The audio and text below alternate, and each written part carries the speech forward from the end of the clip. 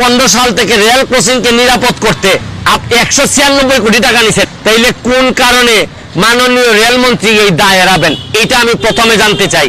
মানে এত কোটি টাকা নিলেন, নিয়ে গেটম্যানদের নিরাপত্তা বা গেটের নিরাপত্তার জন্য এই টাকা যে কি করছেন আল্লাহ মাহবুব জানে।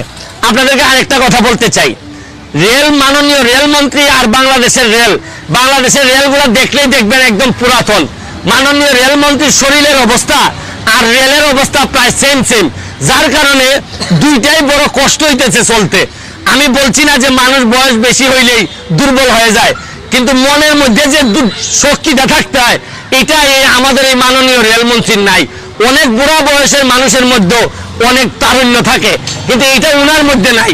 আরেকটা জিনিস হচ্ছে গিয়ে, মাননীয় প্রধানমন্ত্রী আমাদের যাদেরকে মন্ত্রী বানাইছেন এর মধ্যে অনেকেই তারা মনে করেন যে মাননীয় প্রধানমন্ত্রী মানে এটা একটা পুরস্কার দিচ্ছেন, বাসায় বসে ছেলে মেয়ে নিয়ে সংসার করতে হবে, আর এই পুরস্কারটা 5টা বছর ভাতা মনে করে খাইতে হবে। আরে এটা তো ভাতা না, পুরস্কার না, এটা দায়িত্ব দিয়েছেন মাননীয় প্রধানমন্ত্রী। এখন আপনাদের কর্মকাণ্ডের কারণে পুরো সরকার বিতর্কিত হইতেছে, কারণ মাননীয় মন্ত্রী আপনাদেরকে ভালো মনে করে বানাইছেন। আপনারা সততার সাথে যোগ্যতার সাথে আপনারা রেলটার সামনের দিকে নিয়ে যাবেন, খালি ইয়েস করার জন্য আপনাদেরকে বানান নাই। আলটিমেটলি ইয়েস করে দেশটারে 12টা বানাই ফেলতেছেন আপনারা। আজকে যে 12টা 11টা ছেলে মারা গেছে, আমি হরফ করে বলতে পারি 11টা ছেলেই মাননীয় রেলমন্ত্রীর চেয়ে বেশি কোয়ালিফাইড। আপনারা খবর নিয়ে দেখেন, এরা বাংলাদেশের মাননীয় রেলমন্ত্রী। আমি সম্মান রেখে বলছি, আপনি আজকে মারা গেলে বাংলাদেশের খুব বেশি ক্ষতি হবে না, কিন্তু যে 12টা ছেলে মারা গেছে আপনারা একবার বিবেচনা করে দেখেন।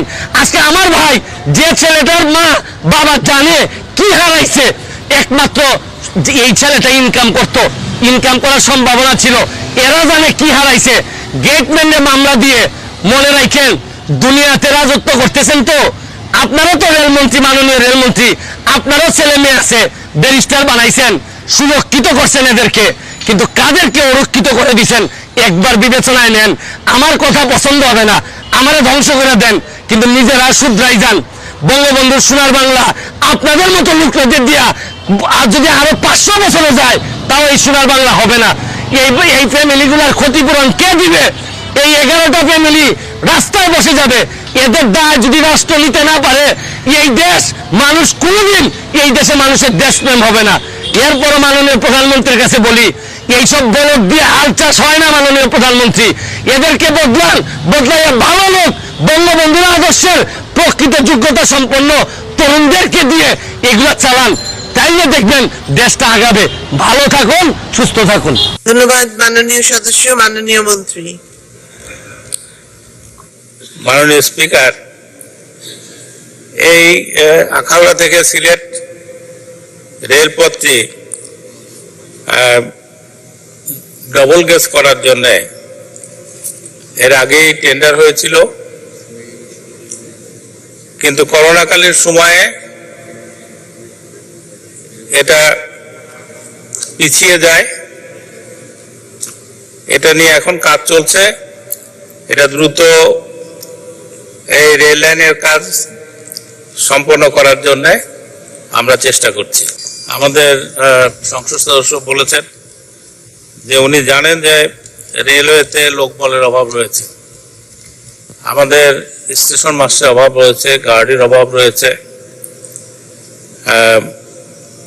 মাননীয় প্রধানমন্ত্রী অতি দ্রুত লোকবল নিয়োগ করে তাদের প্রশিক্ষণের মাধ্যমে এই স্টেশনগুলো চালু করার ব্যবস্থা করতে নির্দেশ দিয়েছেন। আমরা দ্রুত লোক নিয়োগ করে তাদের ট্রেনিং দেওয়ার পরে আমরা এই স্টেশনগুলো চালু করব ইনশাল্লাহ। আপনি জানেন যে বিএনপিরা বলে সারা দেশের মতো রেল লাইনকেও ধ্বংস করার জন্য আপনার গোল্ডেন হ্যান্ডশেকের নামে আমাদের দক্ষ জনশক্তি ধ্বংস করে দিয়েছিল, এবং আমাদের অনেক রেল লাইন তারা তুলে নিয়ে গিয়েছিল বন্ধ করে দিয়ে। আমাদের মাননীয় প্রধানমন্ত্রী ক্ষমতা গ্রহণের পরে রেলপথ সম্প্রসারণের জন্য ব্যবস্থা করেছেন। আমাদের নতুন নতুন ক্যারেজ আমদানি হচ্ছে, আমাদের ইঞ্জিন আমদানি করা হচ্ছে। দর্শক